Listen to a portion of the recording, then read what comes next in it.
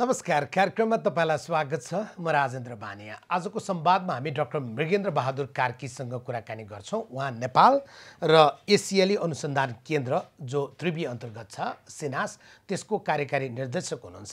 उहाँसँग आज हामीले कुराकानी गर्न खोजेको विषय उहाँले एउटा शब्द लेख्नु भएको छ, अग्राख राष्ट्रियता। अर्थात् नेपालमा राष्ट्रियताको परिभाषा के हो, नेपालका राजनीतिक दलहरूको माइक्रो म्यानेजमेन्ट कसरी हुन्छ, नेकपा एकीकरण भयो त्यसभित्रको विभिन्न पाटो र खेलकुद के थियो, नेकपामा विवाद छ त्यसभित्र खेलकुद के भइरहेको छ, अनि नेपालका अन्य राजनीतिक दलहरू किन कुन छिमेकी मुलुकसँग नजिक र टाढा भनेर हामी हेर्छौं, उनीहरूको लगाव या उनीहरूको उपस्थितिमाथि किन यति धेरै प्रश्न उठ्छ।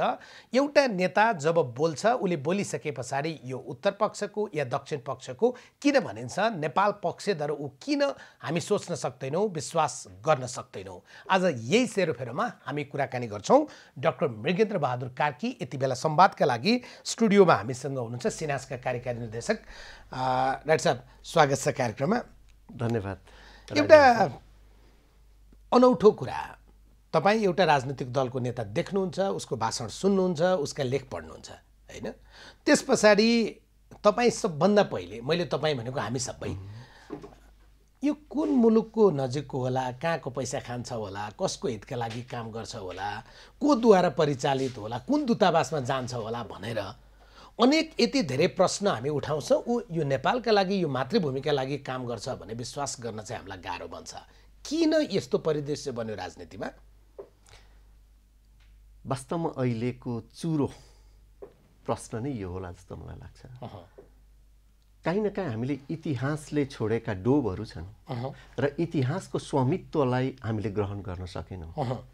प्रत्येक राजनीतिक आन्दोलनहरू भए, त्यो राजनीतिक आन्दोलनले एउटा सत्ताबाट अर्को सत्तामा ट्रान्सफर त भयो, तर ट्रान्सफर हुने बित्तिकै नौलो रूपको नेपाल, नौलो रूपको राजनीतिक संरचना, नौलो रूपको भ्यालु सिस्टमलाई प्रयोग गर्ने दिशातिर हाम्रो एक किसिमको लगाव र हाम्रा उद्देश्यहरू त्यतातिर गए। र यसलाई थियोराइज गर्नुपर्दा म के भन्न चाहन्छु भने नेपालको अहिलेको जुन हामी भूगोलमा बस्छौँ, जुन नेपाली भनेर हामी चिनिएको छौँ, यसमा गोपाल वंशदेखि शाह वंशको जुन कन्ट्रिब्युसन छ र त्यो भूमिमा, त्यो माटोमा बसेर हामी राजनीति गर्दैछौँ, तर त्यो इतिहासको जुन स्वामित्व छ त्यो स्वामित्वलाई ग्रहण गर्न सकेनौँ। त्यसमा म पनि दोषी होला। त्रिभुवन विश्वविद्यालयले त्यो किन गर्न सकेन? किनभने सबभन्दा धेरै प्राज्ञिक बहस गर्नेदेखि लिएर त्यो प्रकारको उत्पादन मुलुक र समाजका लागि दिनुपर्ने दायित्व त हिजोको दिनमा त एकल रूपमा त्यही विश्वविद्यालयको थियो। निश्चित रूपमा अहिले पनि सोसल साइन्सको र हायर एजुकेसनको पर्सेन्टेजलाई हेऱ्यो भने 82% भन्दा बढी विद्यार्थीहरू त्रिभुवन विश्वविद्यालयले उत्पादन गरेको छ। तीमाथि पनि अहिलेका जुन नयाँ विश्वविद्यालयहरू छन्, ती नयाँ विश्वविद्यालयले टेक्नोक्र्याट्सहरू जन्माउने हो, त्यहाँ डक्टर, इन्जिनियर, अरू लेभलका जन्माउने हो। तर सोसल साइन्सको जिम्मा अहिले पनि त्रिभुवन विश्वविद्यालयमा छ। तर त्यो सोसल साइन्सभित्र मैले आफैलाई प्रश्न गर्नुपर्छ। त्यो प्रश्न गर्दाखेरि हामीले हाम्रो इतिहास सम्मत, धर्म सम्मत, परम्परा सम्मत, सभ्यता सम्मत त्यो टाइपको सोसल साइन्स, सामाजिक विज्ञान निर्माण गर्न सकेनौँ। जहिले पनि हामीले के भन्यौँ भने समस्या नेपालमा हुन्छ, त्यसको थ्योरी अमेरिकाबाट ल्यायौँ, बेलायतबाट ल्यायौँ, इन्डियाबाट ल्यायौँ, चाइनाबाट ल्याउन खोज्दैछौँ। र हामीले आफूमाथि विश्वास नगर्ने र आफू जुन इतिहासको धरोहरबाट यो ठाउँमा आइपुगेर म गर्व गर्छु, म नेपाली हुँ, हामी इतिहासमा कमै पराजय भएको मुलुक हो र हामी स्वतन्त्रता दिवस नमनाउने मुलुकहरूमध्ये हौँ। त्यो भन्दै गर्दा पृथ्वीनारायण शाहका शालिग पनि डार्न थाल्छौँ र हिजोको इतिहासलाई हामीले एक किसिमबाट स्वामित्व ग्रहणै गर्न सकेको छैनौँ। त्यो इतिहासबाट ब्लेन्ड भएर निचरिएर आएको अहिलेको एक किसिमको परिस्थितिमा हामी जानुपर्ने ठाउँमा हामीले काहीँ न काहीँ ठुल्ठुला भाषा, कार्ल मार्क्सको भाषा बोल्दा, एङ्गेल्सको भाषा बोल्दा, या लेनिनको भाषा बोल्दा, या थोमस जेफरसनको भाषा बोल्दा आफूलाई विज्ञ भन्ने ठान्छौँ र त्यहाँको थ्योरी मैले उहाँहरूको थ्योरीलाई मात्र विचार त तिमीले पढ्यौ माटो पढेनौ इतिहास पढेनौ आफ्ना अग्रजको योगदान पढेनौ निश्चित रूपमा हामीले अग्रजको योगदानलाई ब्लेन्ड गरेर हामीले मेरो विचारमा के गर्नु पर्थ्यो भने इतिहासलाई केलाउनु पर्थ्यो इतिहासबाट म को हुँ भन्ने कुरा बुझ्नु पर्थ्यो म को हुँ भन्ने गर्दा कार्ल मार्क्सलाई नि पढ्नुपर्छ एङ्गल्सलाई नि पढ्नुपर्छ माओलाई नि पढ्नुपर्छ गान्धीलाई पनि पढ्नुपर्छ लेनिनलाई नि पढ्नुपर्छ तर लेनिन नै यो माटोको पुत्र हो मार्क्स नै यो माटोको पुत्र हो माओ नै यो माटोको पुत्र हो भनेर हामीले जसले हिजो पृथ्वीनारायण शाह थिए अमरसिंह थापा थिए बलभद्र कुँवर थिए जसले यो माटो र भूगोल जोगाए र त्यो जोगाउनुको पछाडि हामीलाई पश्चिमाहरूले के भन्छन् तिमीहरूको टेरेन फरक खालको थियो र तिमीहरू विरोधीहरूसँग लड्नको लागि तिमीहरूको भूगोलले पनि साथ दिएको थियो त्यो भएको हुँदा तिमीहरू बेलायतीहरूले जित्न सकेन या चाइनिजहरूले पनि जित्न सकेनन् भनेर भन्छौँ तर हामीले प्रति प्रश्न गर्न सक्दैनौँ हामी जस्तै टेरेन भएका अरू मुलुक पनि लद्दाख पनि थियो होला अरुणाचल पनि थियो होला सिक्किम पनि थियो होला उनीहरूले किन त्यो स्वाभिमान जोगाउन सकेनन् त्यो इतिहासको धरोहर किन जोगाउन खाली भूगोल मात्रै कारण रहेछ त्यो भूगोल मात्रै कारण हो भन्ने खालको उनीहरूको जुन एउटा सुपरफिसियल एनालाइसिसमा हामी पनि होमा हो मिलाउन थाल्यौँ। डाक्टर साहब एउटै चिज थप्छु जस्तै तपाईँले भन्नुभयो भने अध्ययनकै पाटोको अलिकति कुराकानी गरौँ प्राज्ञिक कुराकानी गरौँ राजनीतिमा प्राज्ञिक भन्ने कुरै रहेन अध्ययन भन्ने कुरै रहेन भन्ने जुन अवस्था सृजना भयो कम्तीमा पनि विश्वका अरू मुलुक जो सफल भएका छन् विकसित भएका छन् ती मुलुकमा शासन सत्ता चलाउनका लागि आउँदा या अझ कार्यकारी अधिकार लिन आउँदाखेरिमा मान्छेहरू ठुला ठुला नाम चलेका विश्वविद्यालयमा पढेका हुन्छन् त्यो त्यहाँको प्रधानमन्त्री होला राष्ट्रपति होला या मन्त्री हैन अब हामी कहाँ त के कुरा चल्छ भने तिमीले चाहिँ कुन विश्वविद्यालयमा पढेको अर्थात् हामी कहाँ अक्सफोर्ड या क्याम्ब्रिजको प्रधानमन्त्री किन बनाउन सक्दैनौँ भन्दा एउटा पूर्व प्रधानमन्त्रीले दिएको जवाफ तपाईँलाई थाहा छ हैन इभन हाम्रो राजतन्त्रको कुरा गर्ने हो भने राजा बन्नु अगाडि महेन्द्रले वीरेन्द्रलाई पठाएको कुरा होस् या त्रिभुवनले महेन्द्रलाई गरेको कुरा होस् विभिन्न ठाउँमा गएर पढ्न लगाउने बुझ्न लगाउने जो प्रचलन थियो त्यहाँबाट हामी स्वाटै यस्तो ठाउँमा पुग्यौँ जो शासन सत्ता चलाउनका लागि मुलुक चलाउनका लागि तयारी नै छैन तपाईँले लिएर गएर सबै चिज दिनुभयो यो अभ्यासको अलिकति कुरा गरौँ न त्यो पनि एउटा एङ्गल होला एउटा फ्रेम होला तर मलाई हिजो हामीसँग तक्षशिला थियो नालन्दा थियो गुरुकुल पद्धति थियो त्यही पद्धतिले नेपाललाई नेपाल बनाएको हो नि हिजोकै तपाईँले सिएनएनमा हेर्नुभयो भने 1100 वर्ष अगाडिको 1000 वर्षभन्दा अगाडिको युरोपको एन्टिबडी जुन उनीहरूले टेक्निक अपनाउँथे त्यसलाई उनीहरूले एक किसिमबाट अहिले रिसर्च गर्न थालेका छन् भन्दा हाम्रो इतिहासमा वैज्ञानिकता थिएन भन्ने कुरा होइन तर हामीले के खोज्यौँ हाम्रो इतिहासमा हाम्रो समाजमा हाम्रो परम्परामा हाम्रो धर्ममा हाम्रो संस्कृतिमा वैज्ञानिकता छैन त्यो त रूढिवादी हो अन्धविश्वास हो त्यहाँ रूढिवाद पनि छ कट्टरपन्थ पनि छ तर त्यसलाई मिनिमाइज गर्दै त्यहाँ भएको राम्रो पक्षलाई लिँदै अनि समाजशास्त्र हामीले निर्माण गरेको भए सामाजिक शास्त्र निर्माण गरेको भए राजनीति शास्त्र निर्माण गरेको भए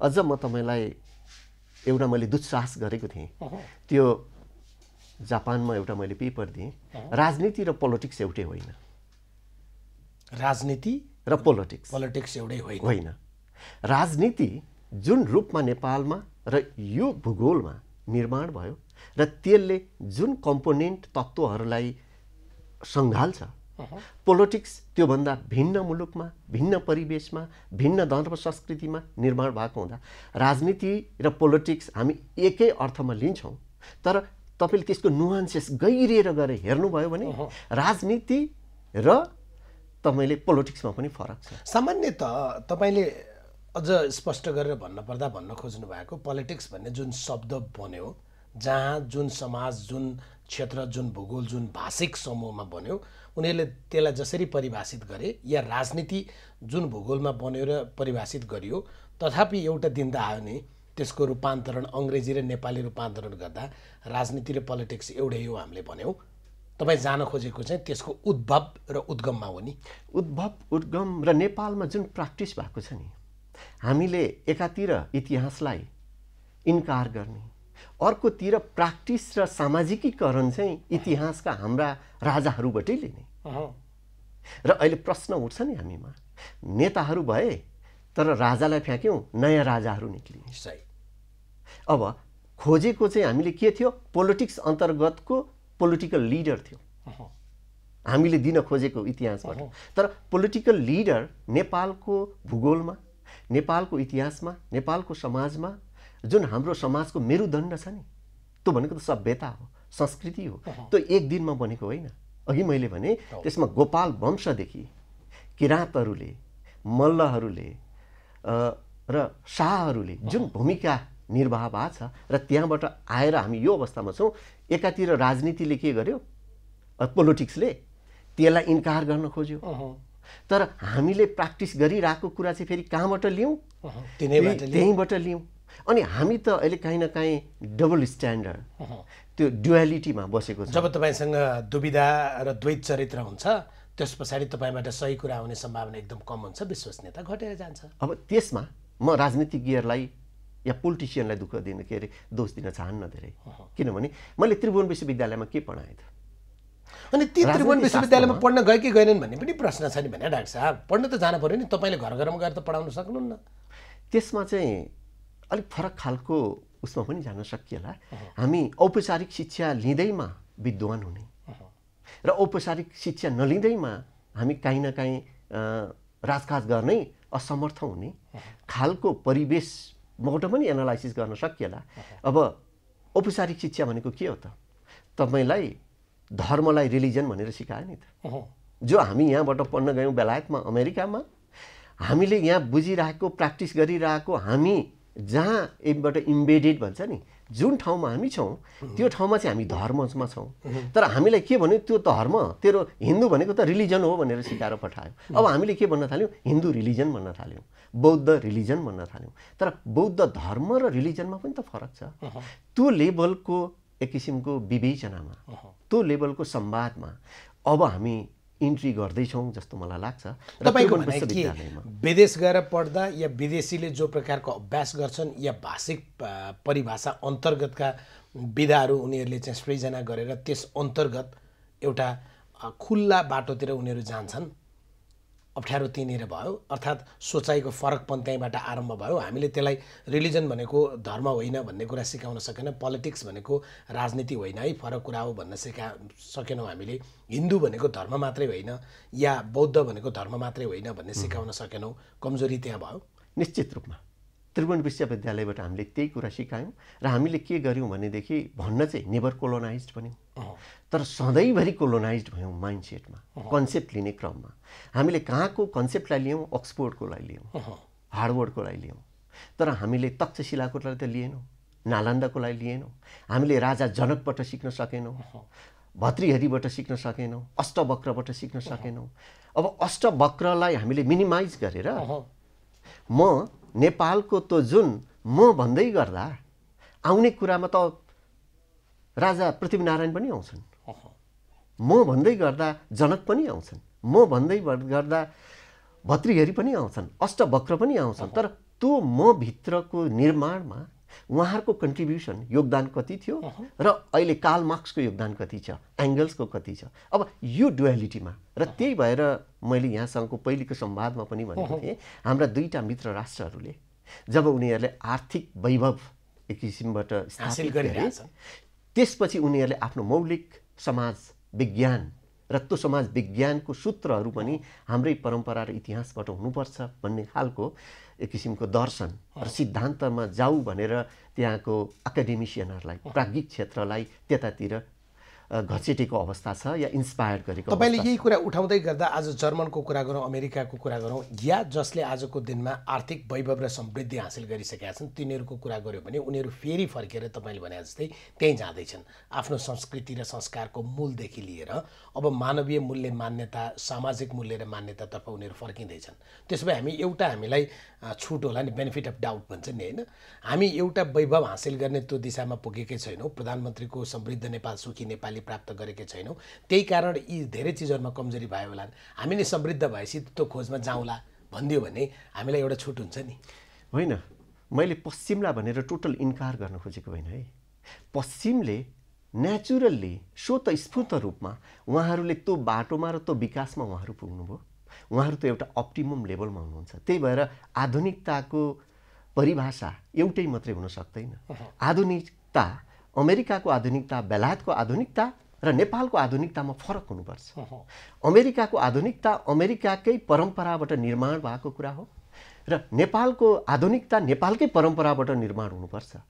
नेपालको परम्परामा बस्ने, नेपालको धर्म रीतिरिवाज र तपाईको संस्कृतिमा बस्ने, अनि आधुनिकता पश्चिमको लिएर आउने भन्दाखेरि मिसम्याच हुन्छ मात्रै भन्न मैले खोजेको हो। यसको मतलब मैले पश्चिमलाई इन्कार गर्नुपर्छ, पश्चिमको अहिलेको वैभवलाई मैले नेगेट गर्न खोजेको चाहिँ होइन। तपाईँलाई चाहिँ सबभन्दा बढी आजको दिनमा दुःख लागेको कुरा या खड्केको कुरा भने चाहिँ हामी हरेक कुरामा भन्ने बेलामा स्वतन्त्र दिवस नभएको मुलुकहरूको सूचीको त्यो पनि हामी गर्व गर्दा त हामी त अझ बढी हो भन्छौँ होइन।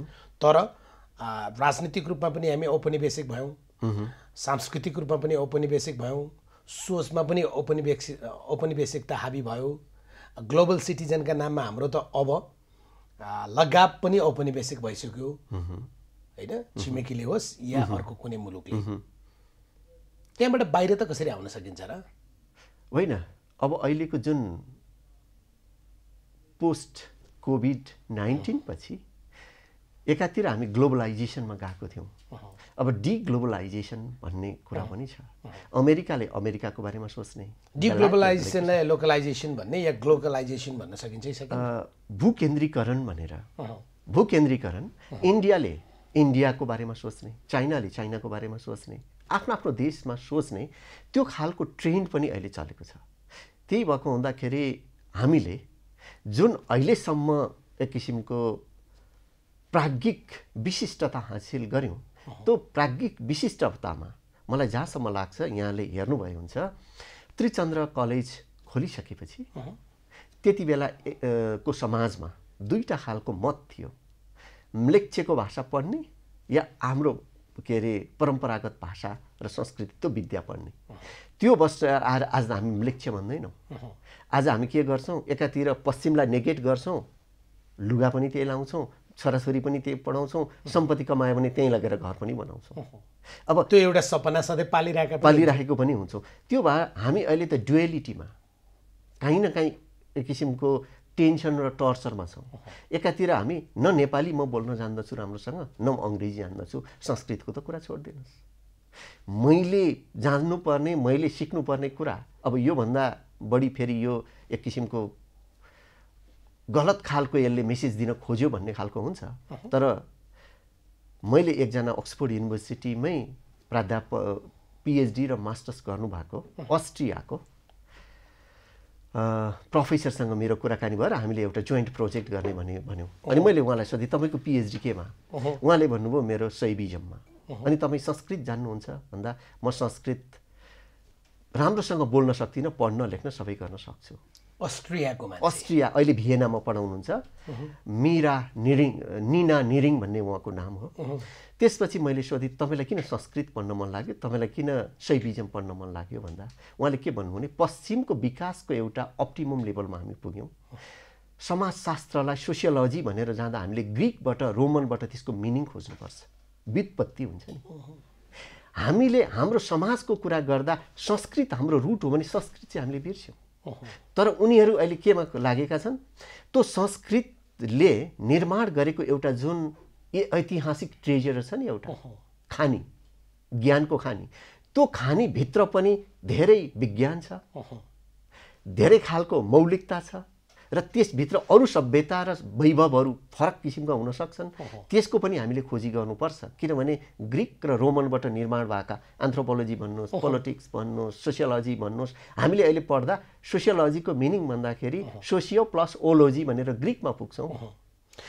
ग्रिक नखोजिकन रोमन नखोजिकन त तपाईँ भन्दैन भन्दा अहिले नेपालको राजनीतिमा हामी राजनीति गर्ने गाउँ गाउँमा गएर भनौँ न, सुनसरीमा गएर, भोजपुरमा गएर, डडेलधुरामा गएर, रोल्पामा गएर, तर त्यसलाई निर्माण भएको तत्त्व खोज्दाखेरि चाहिँ अक्सफोर्ड र बेलायतमा निर्माण भएको रोमन र ग्रिकबाट, त्यहाँ त एनिमिस्टले निर्माण गरेको समाज होला नि त। त्यही दिने उदाहरण दिँदा पनि हामी त्यही दिने क्या। उदाहरण दिँदा पनि त्यही दिने होइन। हाम्रो शैली त कस्तो भने नक्सलाइटहरूले त्यहाँ कम्युनिस्ट पार्टी बनाउँदाखेरिमा हाम्रो अध्यक्ष भन्ने पद चाहिँ हामी खाली राख्छौँ होइन, किनभने कमरेड माओ नै हाम्रो अध्यक्ष हो, अरू पद मात्रै हामी बनाउँछौँ भने जस्तो रुसमा क्रान्ति यसरी सम्पन्न भएको थियो या चीनमा सांस्कृतिक क्रान्ति यसरी सम्पन्न भएको थियो।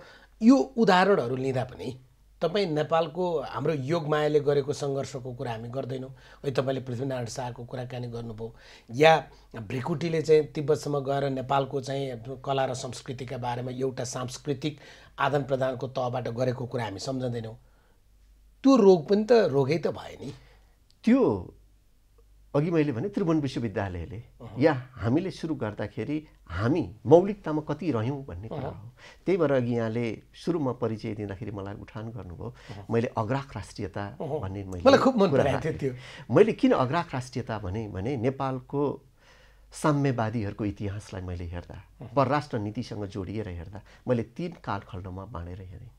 3 कालखण्डमा बाँड्दाखेरि 1959 सम्म नेपाल कम्युनिस्ट पार्टीको एक खालको दर्शन, त्यो फेरि मैले त्यत्तिकै बोलेको होइन। हामीले नेपाल कम्युनिस्ट पार्टी आज किन यहाँनिर जोडिरहेछ भने ऊ सत्ता चलाइरहेछ। किन मैले त्यहाँ जोडेँ भने नेपाल कम्युनिस्ट पार्टीको पहिलो निकालिएको, नेपाल कम्युनिस्ट पार्टीबाट निकालिएको पर्चामा के लेखिएको छ भने मैले बुझ्दा चाइना र रसियालाई आदर्श मुलुक मान्ने र चाइना र रसियाले अरू बाँकी रहेका देशलाई जुन खालको दृष्टिकोण राखेर हेर्छ, नेपाल कम्युनिस्ट पार्टीले पनि त्यही राख्ने। जसरी यहाँले अघि भन्नुभयो, चेयरम्यान माओलाई चेयरम्यान मान्ने तर तल कार्यकर्ता चाहिँ इन्डियाका हुने, भारतका हुने। त्यो राजनीतिक पार्टीले काम पनि त्यही देशमा गर्ने। अब त्यो खालको आदर्शबाट निर्माण भएर एउटा सिद्धान्त निर्माण भयो। त्यसपछि 1960 to 2012 आउँदा नेपालको राजनीतिमा भारतको प्रशस्त प्रभाव दबाव रह्यो। त्यो प्रभाव र दबावको विरुद्धमा नेपालमा त्यति बेलाको राज संस्थासँग पनि टसल पर्यो र राज संस्थाले पनि गैर भारतीय एन्टी इन्डियन सेन्टिमेन्टलाई नेपालको राष्ट्रियतासँग जोडिएर हेर्यो। त्यो जोडिएर हेर्दा मैले घनश्याम भुषालसँग इन्टरभ्यू लिँदा उहाँले के भन्नुभयो भने राजा महेन्द्र र हाम्रो बिचमा अघोषित एक किसिमको राष्ट्रियतामा एक किसिमको समझदारी थियो। त्यो समझदारी भनेको चाहिँ एन्टी इन्डियन सेन्टिमेन्ट हो। अब एन्टी इन्डियन सेन्टिमेन्ट हुँदाहुँदै पनि इन्डियाले नै टोटल कन्ट्रोल गर्ने भएको हुँदा र इन्डियाको सपोर्ट नपाइकन मन्त्री प्रधानमन्त्री हुन नसक्ने भएको हुँदा नेपालको कम्युनिस्ट पार्टीहरू के भयो भने इन्डियासँग मिल्न बाध्य थिए।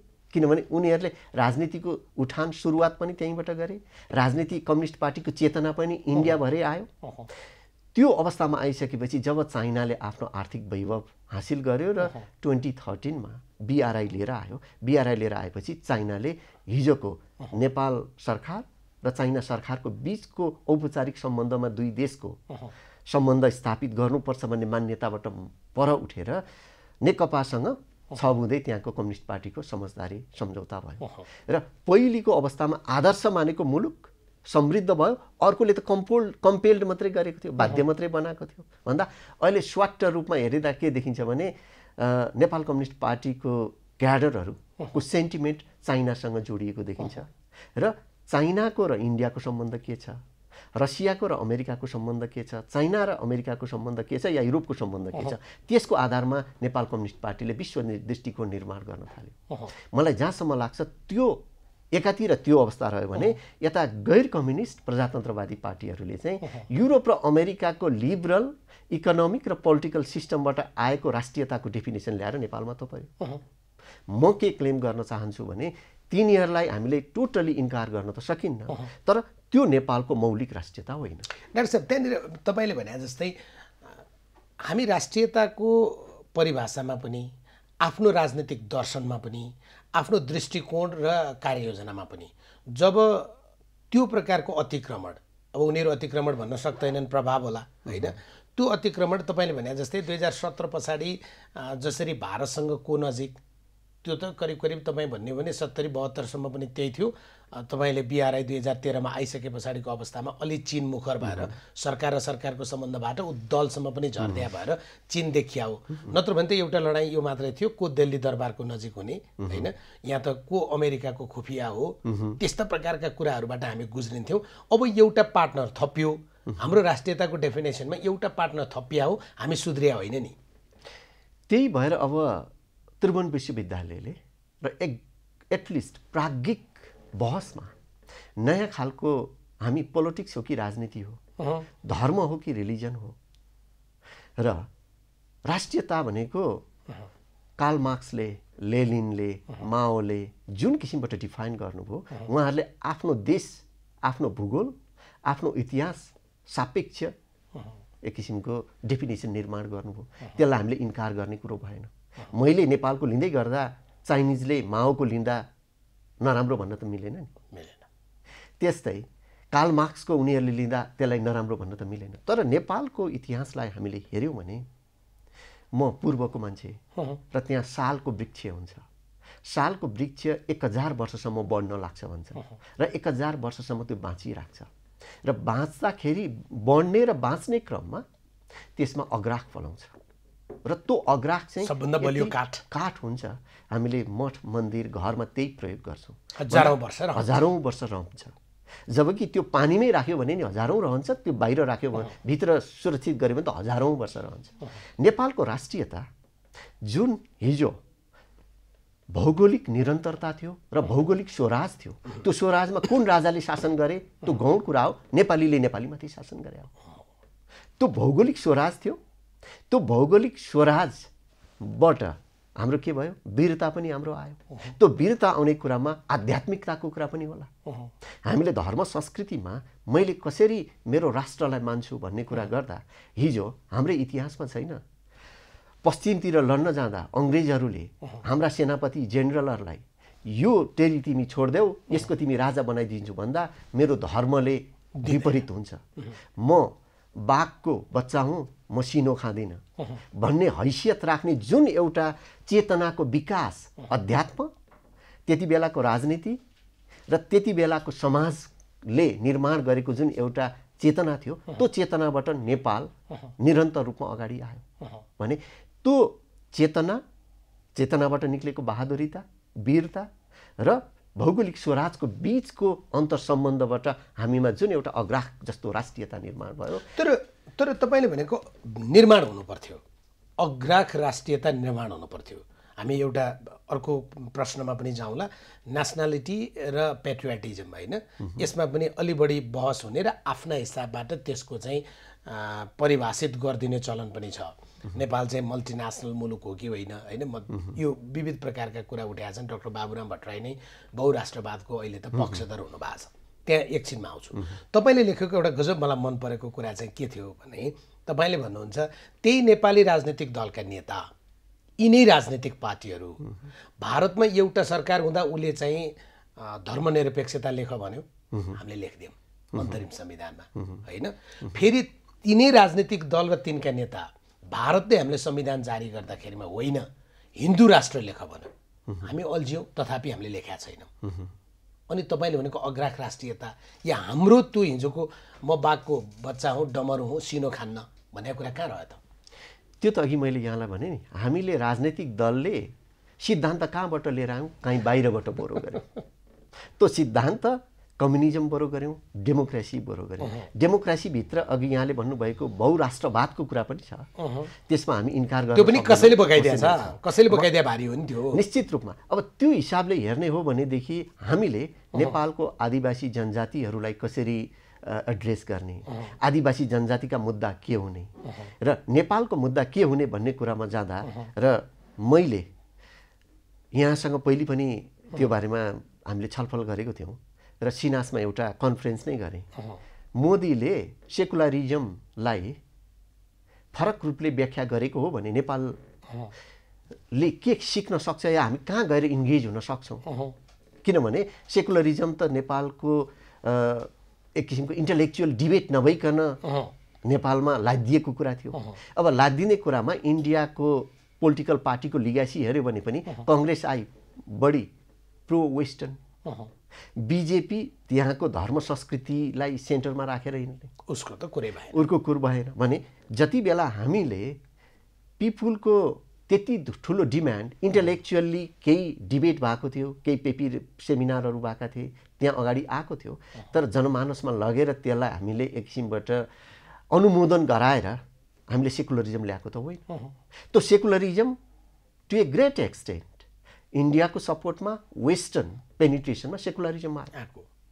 अब एउटा इन्डियाको सरकारले सेकुलरिजमलाई ल्यायो, लेख भन्छ, हामी लेख्छौँ। अब अर्को सरकार आयो मोदीको 2014मा। त्यसपछि 2015मा तपाईँले गएर इन्डियाको अहिले उहाँ स्वर्गीय हुनुभयो, उहाँ बित्नुभयो, सुषमा स्वराजले राज्यसभामा दिएको डिबेटमा आन्सर जुन छ उत्तरमा नेपालका राजनीतिक दल एक महिनामा कतिचोटि कुन कुन नेता जानुभयो भनेर उहाँले नामै लेख्नुभयो, कोट गर्नुभएको छ। त्यो कोट गर्ने भने इन्डियाले त्यति ठुलो इन्गेज गर्यो। र मलाई जहाँसम्म लाग्छ अहिलेको प्रतिपक्षी दलको नेता शेरबहादुर देउवाले नेपालगञ्जमा गएर बोल्नु भएको छ, इन्डियाले हामीलाई हिन्दू स्टेट रिस्टेट गर भन्छ। अब त्यो वातावरण नेपालमा छैन। एक स्टेप पोलिटिकली अगाडि बढिसक्यो सेकुलर स्टेट भनेर। सेकुलर स्टेटको डेफिनेसनमा अगाडि गइसक्यो। नेपालको आदिवासी जनजातिहरूको नेपालमा 70 भनौँ न क्षेत्री बाहुनको अरूको एउटा ठुलो हिस्सा छ नि त, 37-38% बाहेक अरू त सबै त्यही हो। अब त्यो हिसाबले ती सम्पूर्णलाई समेट्ने क्रममा कसरी अगाडि जान सक्छ भन्ने कुरा नगरिकन, एउटा माहौल नबनाइकन अनि सुपर स्ट्रक्चरमा नेताहरूलाई पेनिट्रेट गर्छ। र मैले इन्डियालाई पनि र चाइनालाई पनि त्यति बेला सजेस्ट गर्दा तिमीहरू नेपालको जुन अग्राह राष्ट्रियता छ, हामीले जतिसुकै भन्यो भने पनि तपाईँले डेटा सेट हेर्न सक्नुहुन्छ। योभन्दा पहिले नेकपाले जितेको सिटमा सम्पूर्ण प्राय सिट पहाड र हिमालबाट छ।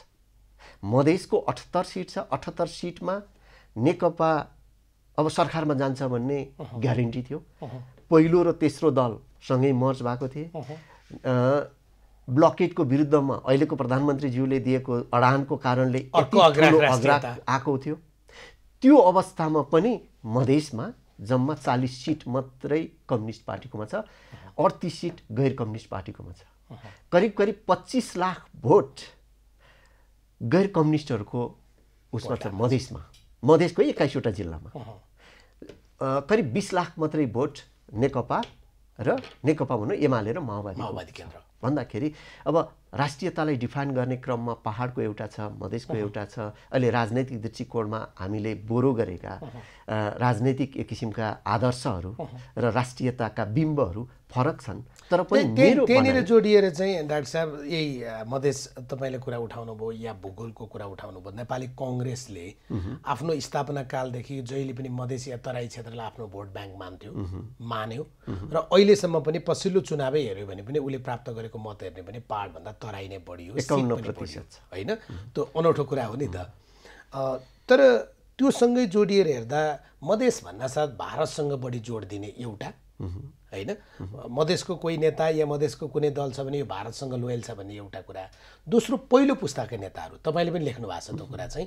पहिलो पुस्ताका नेताहरू त पुष्पलाल बीपीदेखि लिएर अहिले जो नेताहरू हुनुहुन्छ कुनै न कुनै रूपमा पुष्पकमल दाहाल र बाबुराम भट्टराईसम्म, उहाँहरू त भारतमै बस्या हो होइन।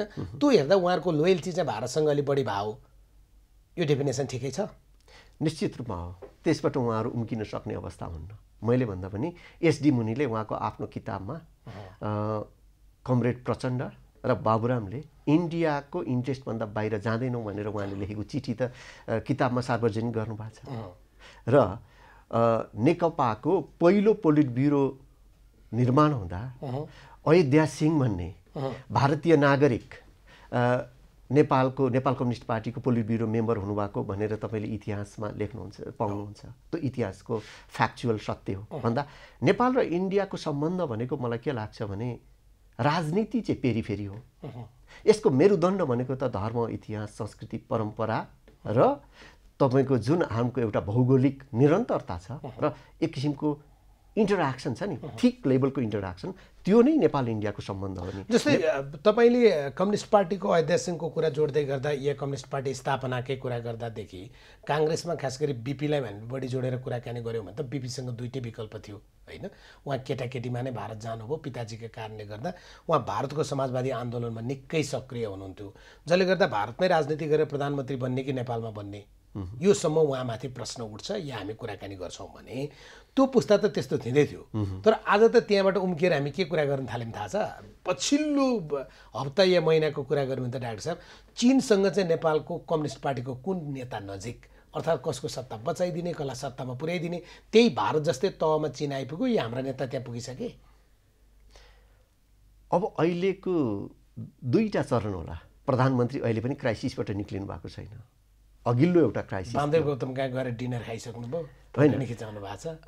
अघिल्लो क्राइसिसमा नेपालको सम्माननीय राष्ट्रपतिज्यू र चाइनाको राष्ट्रपतिसँग डायलग भएर त्यसपछि क्याटेगोरिकल्ली चाइनिज महामहिम राजदूतले नेपालको प्रधानमन्त्री पुष्पकमल दाहाल, माधव नेपाल लगायतका जति नेतालाई उहाँले भेटेर म्यानेज गरेको हो। अब त्यसमा चाइनाले के भन्छ भने नेपालको राजनैतिक स्थिरताको लागि यो सरकारको निरन्तरता आवश्यक छ। अब राजनैतिक निरन्तरता स्थिरताको लागि त्यो राजनैतिक स्थिरता भएन भने हाम्रो चाइनाको अहिलेको जुन एक किसिमको नेचुरल ग्रोथ छ त्यो ग्रोथमा पनि जुन खालको पेनिट्रेसन अरू बाह्य शक्तिहरूको छ त्यो शक्तिहरूले चाहिँ असर गर्छ। अब त्यो मान्यताका आधारमा चाइनिजहरूले यहाँ रेसनलाइज भन्छ नि त्यसलाई, एउटा थियोराइज, त्यो आधारमा सरकारको निरन्तरता खोज्नुभयो। त्यो उसले दिएको अभिव्यक्ति फर्मल हो कि ट्रुथ हो, औपचारिकता हो कि सत्य त्यही हो? अब त्यो चाहिँ हामीले एकाडेमिक डिस्कसनको क्रममा मैले र चाइनिज प्रोफेसरहरूको बिचमा हामी कुरा गर्छौँ नि त। कुरा गर्ने क्रममा किन तपाईँहरू नेपालको माइक्रो म्यानेजमेन्ट भन्ने जुन टर्म हामीले प्रयोग गरेको छौँ, भारत धेरै ठुलो माइक्रो म्यानेजमेन्ट गर्दा नेपालबाट तिरस्कृत भयो। भारत त माइक्रो म्यानेजमेन्ट भनेको नेपालका हकमा त मेरो लागि बनेको शब्दावली हो भन्ने ठान्दो थियो नि, त्यसभित्रको प्याटेन्ट राइट होइन? एक्ज्याक्टली। आज त त्यो छैन। त्यो छैन। त्यो हिसाबले अब चाइना त्यही भारतलाई रिप्लेस गर्ने क्रममा या भारतले केही हदसम्म गुमाएको अहिलेको स्पेस छ, त्यो पर्मानेन्टली गुमाएको नहुन सक्छ। त्यो गुमाएको स्पेसलाई चाहिँ मैले एक किसिमबाट संरक्षण गर्नुपर्छ र त्यसलाई नै टेकेर नेपालमा मेरो खुट्टा दरो टेक्नुपर्छ भन्ने खालको बुझाइमा तपाईँहरू आउनु भएको छ भने त्यो चाहिँ नेपालको त्यो अग्राख राष्ट्रियता, अघि मैले भने नि, जहाँ हामीले इभन संसदमा पनि प्रश्न उठ्छ। ठुल्ठुला नेताहरूले नि के भन्नुहुन्छ भने 1971मा के लेख्नुहुन्छ लियो रोजले भने बाँच्ने रणनीति हो नेपालको। नेपालले कहिले चाइनासँग सहयोग माग्यो, कहिले इन्डियासँग या दक्षिणसँग, इन्डिया भन्दा नि त्यति बेला ब्रिटिससँग सहयोग माग्यो। मलाई के लाग्यो भने त्यो पश्चिममा आँखा हो र नेपाललाई गहिरिएर नबुझेको। त्यो नेपालको बाँच्ने मात्रै रणनीति होइन, बाँच्न त अहिले सिक्किम पनि त बाँचेको छ, टिबेट पनि बाँचेको छ, तर कसरी बाँच्ने भन्दा नेपालीहरूको जुन हामीले हिजोका जेनरलहरू जसले कालापानीमा लड्नुभयो, के अरे उसमा काङ्गडातिर गएर लड्नुभयो, पश्चिम र पूर्वमा गएर लड्नुभयो, उहाँहरूलाई ठुल्ठुला एक किसिमका आग्रह पूर्वाग्रह सहित प्रबोधन दिँदाखेरि सबभन्दा ठुलो त तपाईँले भनेको त्यसलाई यसरी हामी शब्द बनाइदिउँ न, त्यो गढवालमा लडेको होला, टिस्टामा लडेको होला होइन? उनीहरू लड्नेहरूलाई त तिमी यो तिम्रा मुलुकका लागि नलड, यो छोडिदेऊ, तिमीले चाहेको जति चिज पाउँछौ भने प्रलोभन। त्यो प्रबोधन भन्दा पनि माथि उठेर उहाँहरूले जुन नेपाली, त्यो चाहिँ होला अग्राख राष्ट्रियता। एक्ज्याक्टली मैले भन्न खोजेको बहादुरीता र भौगोलिक निरन्तरता। भौगोलिक निरन्तरता कसको? नेपालको काठमाडौँको त्यति बेलाको राजाको। त्यो भौगोलिक निरन्तरताको र बहादुरीताको एकअर्काको परस्परबाट जुन निक्लिएको अवस्था हो त्यो भौगोलिक के अरे त्यो अग्राख राष्ट्रियता हो। त्यसमा त्यो भौगोलिक के अरे अग्राख राष्ट्रियतामा नेपाली कङ्ग्रेस चुक्यो। कहाँ चुक्यो भने इन्डियामा गएर उसले प्रतिबन्धित काल पनि बितायो र उसको सोसलाइजेसन, राजनैतिक एक किसिमको सामाजिकीकरण चेतना पनि इन्डियामै विकास भयो। र अघि सरले जुन कुरा राख्नुभयो, हाम्रो नेताहरूले भन्ने अब त हामी बहुराष्ट्रवादमा जाने भन्ने कुरा, बहुराष्ट्रवाद नराम्रो कुरा होइन, तर बहुराष्ट्रवाद अमेरिका बेलायतमा निक्लेको त्यो टर्मिनोलोजी भन्दा तपाईँले राईलाई हेरेर, लिम्बूलाई हेरेर, गुरुङलाई हेरेर, मगरलाई हेरेर, पृथ्वीनारायण शाहले निर्माण गरेको नेपालको अहिलेको भूगोलमा त खसहरूको भन्दा या त्यही समानमा त तपाईँको गुरुङको कन्ट्रिब्युसन छ नि त। त्यही सम्बन्धमा मगरहरूको कन्ट्रिब्युसन छ नि त। त्यो मगर र गुरुङलाई नेपालको काठमाडौँले या मैले सत्ताले किन कन्फिडेन्समा लिन सक्दैन? त्यो राई मगर गुरुङ जुन अहिलेको यहाँको आदिवासी जनजातिहरूको ठुलो तबका छ र उहाँहरूलाई किन हामीले चाहिँ एक किसिमबाट पश्चिमतिर धकेलिराखेको छौँ भन्दा काहीँ न काहीँ त्रिभुवन विश्वविद्यालयले आफ्नो मौलिक सिद्धान्त र दर्शन निर्माण गर्न सकेन। अर्को अलिकति अगाडि बढ्छु सर, किनभने समयले पनि च्याप्दै लान्छ अनि कतिपय विषय बाँकी रहन्छ जो तपाईँलाई पनि उत्तर दिन भ्याइएन, मलाई सोध्न भ्याइएन जस्तो। अहिलेको नेकपाभित्रको व्यवस्थापनमा जसरी चीन नाङ्गै रूपमा, कूटनीतिक नाङ्गो भनेको है मैले, कूटनीतिक नाङ्गो रूपमा आयो त राष्ट्रपति र राष्ट्रपतिको कुरा हुनसक्छ, या महामहिमको चाहिँ देउसी भैलोको कुरा हुनसक्छ, या हाम्रो मुलुकका हामीले आशा गरेको पर्यटन मन्त्रीको अभिव्यक्ति हुनसक्छ होइन। एउटा मुलुकको मन्त्रीले सिधा सिधी के भन्छ भने हाम्रो दल मिलाइदिनका लागि, फुटाइदिन बिगारिदिनका लागि हिजो अर्कोले खेल्थ्यो, अहिले हामीलाई मिलाइदिन र बलियो बनाउन कसैले खेलिरहेछ, राम्रो काम गरिरहेछ भने तपाईँ किन आपत्ति गर्नुहुन्छ भनेर ट्विट गर्छ भने पछाडि कतिसम्मको उपस्थिति रहेछ भन्ने कुरामा जान परेन। तर तपाईँले लेखेको अर्को कुरो मलाई गजब लागेको छ, केपी ओलीको सत्ता आजको दिनमा चीन किन टिकाइरहन चाहन्छ? आजको दिनमा चीन किन टिकाइरहन चाहन्छ? दुईटा मान्छेको छ नि कुरा, एउटा वामदेव गौतमको होइन। वामदेव गौतमले 6 बुँदैमा के लेख्नु भएको छ भने महाधिवेशनसम्म केपीलाई अध्यक्ष बनाइदिउँ र आउँदो चुनावसम्म 5 वर्षलाई केपीलाई प्रधानमन्त्री बनाइदिउँ, नत्र यिनले पार्टी फोड्छन्। उहाँले भन्नुभएको छ, सत्य असत्यमा नजाउँ। तपाईँले के भन्नुभएको छ भने चीन केपी शर्मा ओलीलाई अहिलेको अवस्थामा कम्तीमा पनि टिकाइरहन चाहन्छ किनभने यिनी योभन्दा अगाडि नै अमेरिकन कित्ताका मान्छे हुन्, योभन्दा अगाडि नै यिनी अमेरिकन कित्ताका मान्छे हुन्। अहिले उनलाई झन सत्ताबाट झार्दैपछि त यिनी अमेरिकन काखमै पुग्छन्। अब म त्यो पण्डित चाहिँ होइन, कुन कित्तामा जाने भन्ने कुरोमा भन्ने, तर आज देखेको परिदृश्यको विश्लेषण भने पुरा नेकपाभित्रको पुरानो एमालेको सङ्गठनमा सबैभन्दा ठुलो भूमिका एनजिओ र आइएनजिओले खेलेको छ। त्यसलाई हामीले फ्याक्ट र डेटाले पुष्टि गर्न सक्छौँ। एनजिओ र आइएनजिओले खेलेको पार्टीभित्र पश्चिमको पेनिट्रेसन छ भन्ने कुरा कहाँबाट आयो भने प्रधानमन्त्रीज्यूले एमसिसीलाई हामी पारित गर्नुपर्छ भनेर उहाँले त्यो खालका कार्यान्वयन भइसकेसम्म बोल्नुभयो, त्यो पनि संसदमा। त्यो अवस्था आइसकेपछि अब के कुरा देखियो भने नेकपाभित्र पहिले हामीले कुरा गरे जस्तो लिग्यासी र इतिहास इन्डियासँग पनि जोडिएको छ। उनीहरू त्यहाँबाट बाहिर आउन पनि सक्दैन। पश्चिमको एक किसिमको प्रभाव छ, किनभने नेपालको नेकपाले त चाइनाको कम्युनिस्ट पार्टी जस्तो वान पार्टी सिस्टमको कुरा गरेको छैन, मल्टी पार्टी सिस्टमको तर लिबरल इकोनोमी निरन्तर रूपमा प्रशिक्षण त लिएको होला। तर अहिलेसम्म हामी के भन्न सक्छौँ भने कन्स्टिट्युसन मानेर आइसकेपछि यो कन्स्टिट्युसनको मेन स्ट्रिम त वेस्टर्न भ्यालु सिस्टम नै हो। त्यो हिसाबले नेपाल कम्युनिस्ट पार्टी वेस्टर्न हिसाबले पनि तपाईँको प्रशिक्षित पार्टी हो, पार्टी नेकपा हो। अब मैले त्यही क्रममा मोहन वैद्यसँग इन्टरभ्यू लिन गएको थिएँ र उहाँलाई सोधेँ तपाईँ किन नेकपामा जोइन गर्नु भएन भन्दा प्रचण्डले मोनिजमलाई अस्वीकार गर्नु भएन, बहुलवादलाई स्वीकार गर्नुभयो। कम्युनिस्टको आइडियोलोजी भनेको चाहिँ मोनिजम हो र अब प्रचण्ड र त्यति बेलाको एमाले भनेको चाहिँ युरो कम्युनिस्ट भनेको डेमोक्रेसीलाई र लिबरल सिस्टमलाई स्वीकार गर्ने कम्युनिस्ट हो भन्ने, कम्युनिस्टभित्र पनि विभिन्न धार त छ। त्यो हिसाबले उहाँहरू अगाडि आउनुभएको। त्यही पनि अघि मैले यहाँलाई निवेदन गरेँ जस्तो सुरुको कम्युनिस्टको त्यो पहिलो खण्डमा जुन उहाँहरूको आदर्श त रसिया र चाइनै हो। जब चाइना त्यो किसिममा इमर्ज गरिसकेपछि त्यो आफ्नो लिग्यासी र हिस्ट्री छोडेर पनि हतार उहाँहरू चाइनासँग जान खोजेको र चाइनाको एक किसिमको पेनिट्रेसनमा या चाइनाको सल्लाह र सुझावमा काम गर्न खोजेको जस्तो देख्छ। आजको दिनमा चाहिँ नेकपामा चीनले विश्वास गरेको पात्र हो त्यसो भए या प्रवृत्ति पुष्पकमल दाहाल हो? त्यो त मलाई जो भनेको मान्छ ऊ उसैको त हुन्छ नि होइन। त्यो भन्दाखेरि पनि चाइना प्र्याक्टिकल के अरे देश होला जस्तो लाग्छ। होइन, सद्भावको कुरा गरौँ। सद्भावको कुरा मैले कसरी सोधेको भने मलाई लाग्यो म तपाईँका केही आलेखहरू पढेँ, यो समयमा डाक्टर मृगेन्द्र बहादुर कार्कीसँग कुराकानी गर्नुपर्छ भन्ने लाग्यो। मैले टेलिफोन गरेपछि तपाईँका धेरै कामहरू थियो, तपाईँले एउटा सद्भाव देखाएर के भन्नु रायनजी मेरो यति धेरै कामहरू छन् तर तपाईँले बोलाउनु भयो म आउँछु, सद्भाव त हो नि। तपाईँलाई त्यो पदबाट फलानु मान्छेलाई हटाएर त्यहाँ पुगिहाल्नु परेको छ, उसलाई त्यहाँ राख्नु नै छैन। तर कोही मान्छेले गएर भनिदियो अहिलेलाई यसो नगर भन्दा ऊ मान्छ भने त्यो पनि त सद्भाव भयो नि। होइन, त्यो सद्भाव हो। तर कस्तो छ भन्नुहुन्छ भने मैले हिजो हेर्दै थिएँ नेपाली मिडिया 112 कि कति ट्रस्टवर्दीमा पर्छ। हाम्रो छिमेकी मुलुक हामीभन्दा ठुलो छ, धेरै तल पर्छ भारत।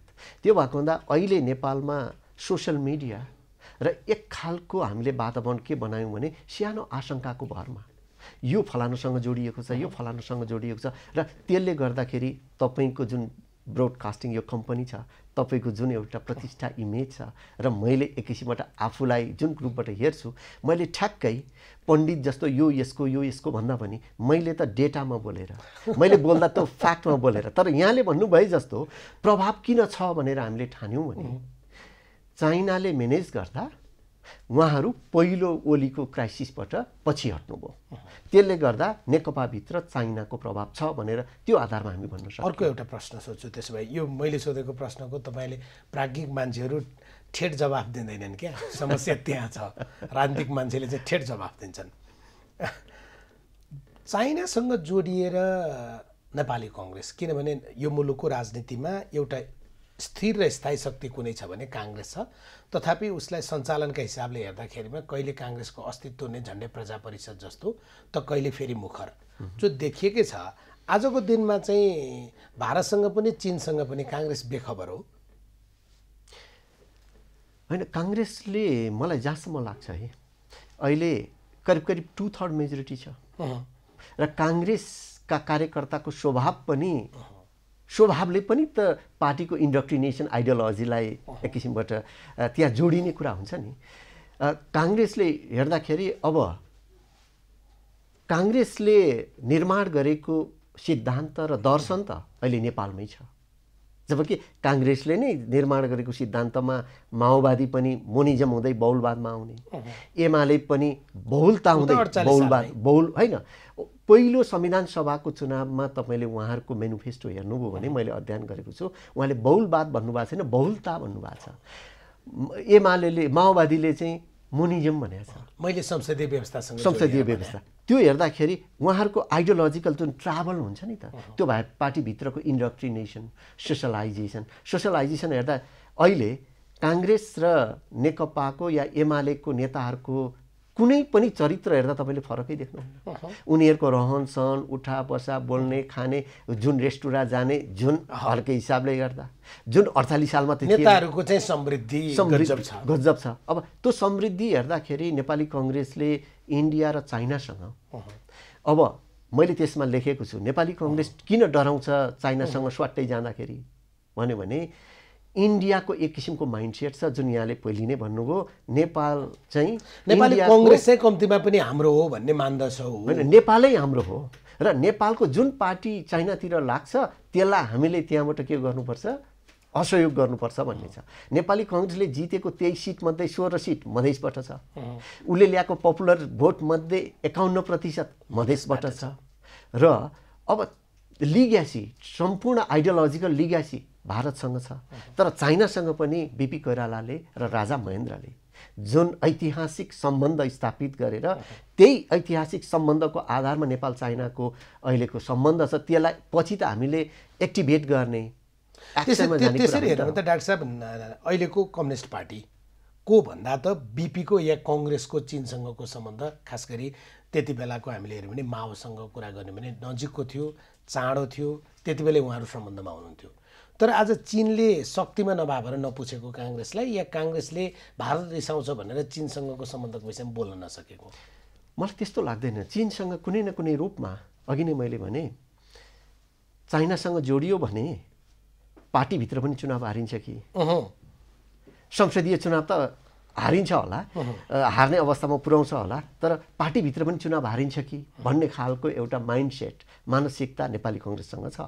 किनभने अघि नै हामीले कुरा चीन हुनासाथ काङ्ग्रेसमा चीन भन्ने चिज बोल्न साथ चाहिँ जनमतमा असर गर्ने हो।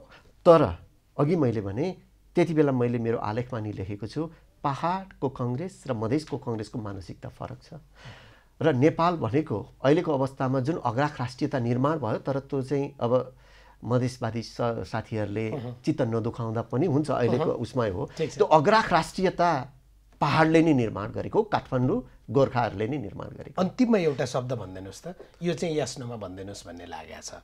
तपाईँले भनेको अग्राख राष्ट्रियता चाहिँ यो पोजिटिभ कनोटेसन हो कि नेगेटिभ? पोजिटिभ हो यो। अग्राख राष्ट्रियता हामी सबैमा छ, तर अहिले कस्तो भयो भने इन्डियाले गरेको व्यवहारको कारणले मधेसमा पनि अग्राख राष्ट्रियता पलाउँदैछ।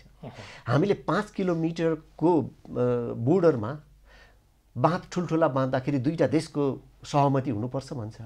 रोटी बेटीको सम्बन्ध भनेको छ। छोरीको घरमा 25 मिटर फिटका पर्खाल लगाएर डुबान गरिसकेपछि आखिर डे टु डे दिनचर्याले पनि त त्यो हाम्रो सम्बन्ध त स्थापित गर्छ नि। डुब्यो भने नाति नातिना नै डुब्छन्। नाति नातिना डुब्ने। अब यो कुरा चाहिँ हामी नेपाली पोलिटिसियनले कुरा गर्न सक्दैन। हेर्नुहोस्, पोलिटिसियनले जति हामी कुरा गर्न सक्छौँ उहाँहरूको सत्ता र शक्तिको लागि उहाँहरूले के गर्नुपर्छ भने काहीँ न काहीँ गएर कम्प्रोमाइज गर्नुपर्छ। त्यो कुरामा कुरा गर्नुपर्ने कसले हो? प्राज्ञिकले हो र प्रशासनिकहरूले हो, मिडियाहरूले हो। अब यो अवस्थामा मिडिया पनि कहाँबाट सञ्चालित हुन छन्, हामी प्राज्ञिक क्षेत्र पनि कहाँबाट सञ्चालित छौँ, हामी यो प्रशासन पनि कहाँबाट सञ्चालित छ। त्यो भएको हुँदा एटलिस्ट हाम्रो अग्राख राष्ट्रियतालाई अगाडि बढाउने हो र नेपालीपनमा आधारित राजनैतिक मोडल, धार्मिक मोडल र समाजको मोडल निर्माण गर्ने हो भने हाम्रो यो ग्रुप त्यो बहस हामीले सुरु गर्नुपर्छ जस्तो लाग्छ। हस्, तपाईँलाई धेरै धन्यवाद। हस्, धन्यवाद राजेन्द्र सर। डाक्टर मृगेन्द्र बहादुर कार्की, सिनासका कार्यकारी निर्देशक, आज हाम्रो कुराकानीमा हुनुहुन्थ्यो। कार्यक्रममै सकिन्छ। खबरभित्रको खबरका लागि हेर्दै रहनुहोला एबी न्युज खबर। नमस्कार।